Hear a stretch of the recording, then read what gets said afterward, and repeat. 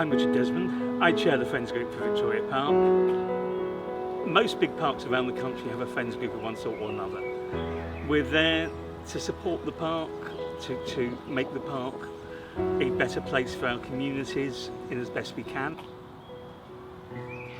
When I was a kid, my parents lived on the 12th floor of a tower block just off Lowman Road. And they fought like cat and dog. The park was where I could go to get away from my parents fighting. There are so many stories like that. There are so many kids whose parents don't want them seeing each other, who meet up in the park secretly.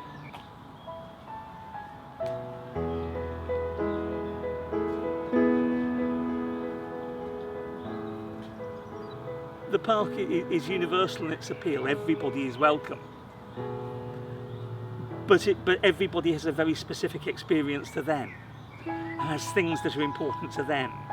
People have their favourite trees, or the bit they walk to, or people love the dogs of Acabades. People always go and see the dogs. Lots of people find having a dog is good for their mental health. Apparently, there's been lots of people get puppies during lockdown. Of course, they all come to the park. If you live in a small flat or with housemates and not who are complicated, getting out to go to the park even in the middle of winter was a big thing for lots of people. Same as lots of people running. We have at least 2 or 3 running groups that are people supporting their mental health by running.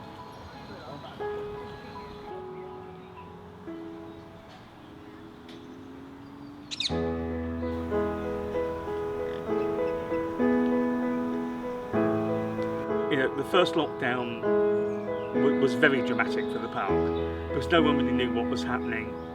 The park became very busy very quickly because there's an awful lot of people who live around the park. This park can fill up on a nice day incredibly quickly.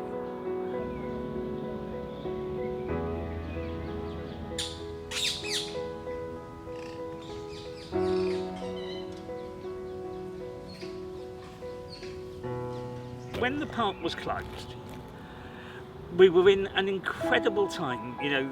This was when we were still finding out how to treat people with COVID symptoms. The high dependency units were full.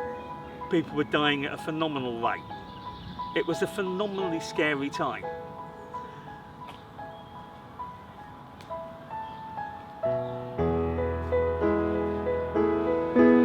As that's eased off, the park has relaxed, and the park is fundamentally a relaxed place. It is a beautiful place for people to enjoy, and they do it in all sorts of ways.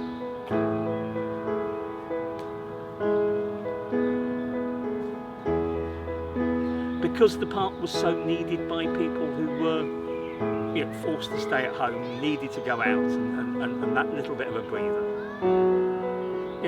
Being outside, being in trees, being in the open air, and being there, being part of it, can distract from some of the horrible things that are happening in the world that we have no control over.